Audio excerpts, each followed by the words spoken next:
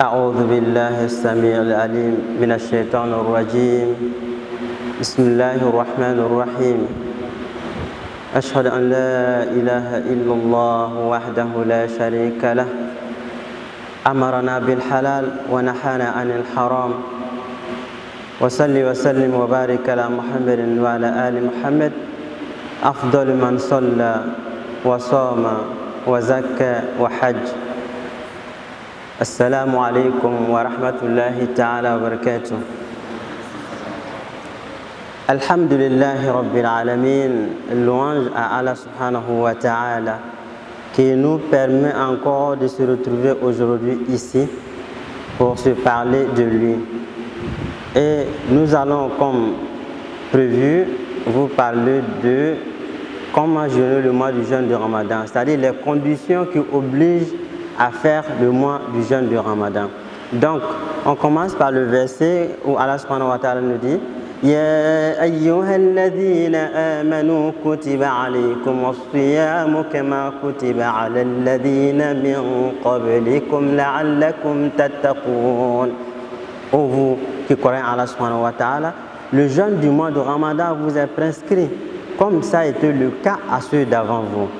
On retrouve ça encore dans un autre verset où Allah dit شهر رمضان الذي أنزل فيه القرآن هدى للناس وبينات من الهدى والفرقان فمن شهد منكم الشهر فليصم ومن كان مريضا أو على سفر فعدة من أيام أخر. Le mois de Ramadan au cours duquel le Coran a été descendu comme guide pour les gens et preuve claire de la bonne direction et du discernement.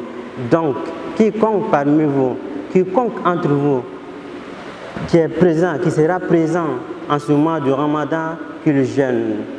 Et quiconque est malade ou en voyage, alors qu'il jeûne un nombre égal d'autres jours. Donc cela nous amène à parler des conditions qui obligent à faire le jeûne du mois de Ramadan. Parce que Allah nous a déjà dit dans ces deux versets de jeûner, c'est une obligation. Mais comment est-ce qu'on jeûne? Il faut avoir quelques conditions. Si toutes ces conditions sont réunies, en ce moment étant fidèle, vous pouvez maintenant observer le jeûne du mois de Ramadan. Alors, la toute première condition, c'est l'islam. Quand vous êtes musulman, vous pouvez jeûner. Pourquoi on parle de l'islam? Parce que quand vous n'êtes pas musulman, vous n'êtes pas l'interlocuteur du législateur. Alors, pour comprendre cela, quand un mécréant jeûne, son jeûne n'est pas accepté et il n'est pas obligé à jeûner. Encore, quand un mécréant vient pendant le mois de Ramadan, se convertit et devient musulman, on ne lui dira pas de rattraper les jours passés, les jours manqués. On lui dira tout simplement de jeûner les jours qui restent du mois de Ramadan. Donc, pour qu'on puisse jeûner le mois de Ramadan, il faut remplir cette première condition qui est l'islam. Il faut être musulman avant de pouvoir jeûner. Donc, ça, c'est la toute première condition. La deuxième condition, c'est la puberté. Pour jeûner encore pendant le mois de Ramadan, il faut être pubère, une grande personne. Donc, cela ne veut pas dire que l'enfant ne peut pas jeûner. Évidemment, l'enfant est invité à s'habituer, si vraiment il en est capable. Donc, la deuxième condition, il faut être pubère. La troisième condition, il faut avoir la conscience, c'est-à-dire avoir toutes ses facultés mentales.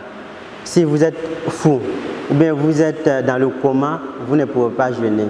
Donc, pour jeûner et pour que votre jeûne soit acceptable, il faut que vous ayez toutes vos facultés mentales.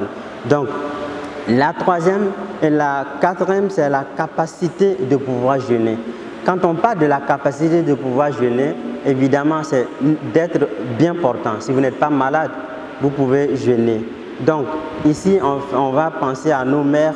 Par exemple, une mère qui allaite, qui pense qu'elle ne peut pas, elle n'est pas capable, donc elle ne peut pas, elle peut marquer une pause et juste après le mois de Ramadan, elle rattrape ces jours-là. Aussi, une maman qui est enceinte et qu'elle pense qu'elle ne peut pas jeûner avec la grossesse, elle peut aussi marquer une pause et juste après le mois de Ramadan, elle va rattraper ses jours manqués. Mais si toutefois, étant mère, vous êtes enceinte, ou vous allaitez, si vous pouvez jeûner, c'est encore meilleur pour vous. Parce qu'Allah lui dit,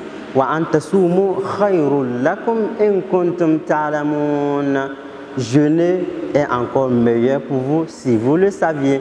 Donc, si vous remplissez toutes ces conditions, alors la dernière condition, c'est l'annonce du mois de Ramadan. L'annonce du mois de Ramadan. Parce qu'on ne peut pas jeûner en dehors du mois de Ramadan. Pour qu'on commence effectivement le jeûne du mois de Ramadan, il faut que nous soyons dans le mois de Ramadan. Donc, je reprends ces conditions. Les conditions qui obligent à observer le jeûne, la première condition, c'est l'islam. Il faut être musulman. La deuxième condition, c'est la puberté. Et la troisième condition, c'est la conscience, avoir toutes ses facultés mentales. Et la quatrième condition, c'est la capacité de pouvoir jeûner. Ici, si vous êtes malade, vous ne devez pas jeûner, vous laissez après le rendez-vous. Donc, la capacité de pouvoir jeûner. Donc, si on comprend ces conditions, que nous, toutes ces conditions sont réunies, nous devons maintenant jeûner. Et dire Alhamdulillah Rabbil Alamin et prier Allah subhanahu wa ta'ala pour qu'il nous permette de pouvoir jeûner le mois de Ramadan. Pour qu'il nous fasse attendre le mois de Ramadan et nous permette de pouvoir le jeûner convenablement. Donc ici, chers frères et sœurs, nous avons une très bonne nouvelle. Je dirais 3 nouvelles qui sont données par le prophète alayhi salatu wassalam.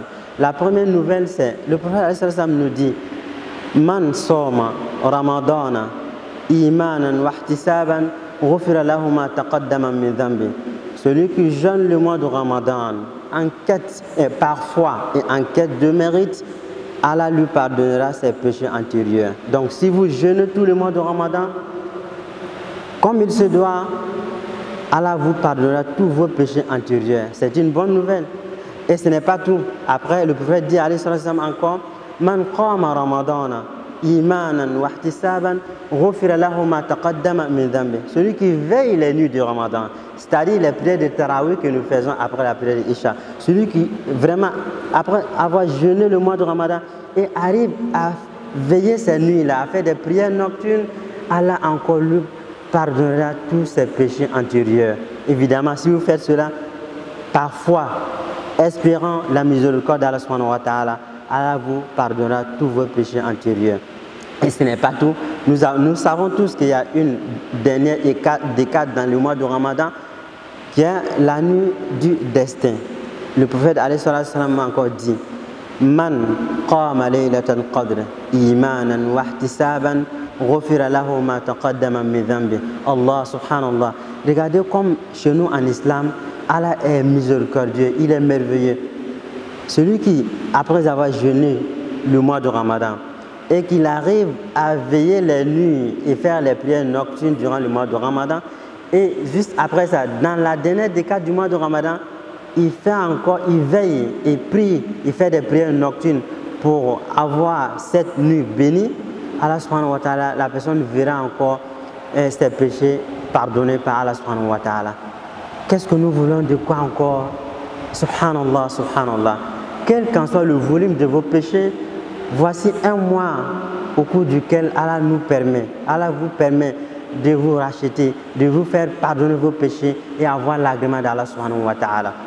Donc, il faut accueillir ce mois avec joie et dire Alhamdulillah Rabbil Alamin qui nous permet de pouvoir jeûner. Et je conclue en disant que si le mois de Ramadan arrive, tout ce qu'on a dit, étant bon musulman, il faut jeûner comme il se doit. Comme on l'a dit, jeûner, on parle de l'abstinence. L'abstinence, ce n'est pas seulement d'arrêter de manger, de boire ou d'avoir des rapports intimes. Non. L'abstinence, c'est aussi les yeux ne doivent pas regarder ce qu'Allah n'aime pas. Aussi, la langue, la bouche ne doit pas dire ce qu'Allah n'aime pas. Aussi, les pieds, vous ne devez pas aller à un endroit où Allah n'aime pas. Donc, si on jeûne en respectant tout ça, on ne serait pas de ceux qui sont décrits par ce hadith, je cite que le prophète a dit Rubba sa'imin laysa lahu illa al-ju' wal-'atash. Il se peut qu'il y ait un jeûneur parmi nous qui va jeûner, qui va endurer la soif, la faim jusqu'au soir, mais qui n'aura rien que la souffrance. Donc si nous voulons que toutes ces bonnes nouvelles, toutes ces bonnes nouvelles que nous avons annoncées, qu'Allah nous permet de les avoir. Il faut observer convenablement ce jeûne du mois du Ramadan. Qu'Allah nous aide et qu'Allah nous donne la bonne santé, qu'Allah nous fasse atteindre le mois du Ramadan et que nous puissions convenablement le jeûner.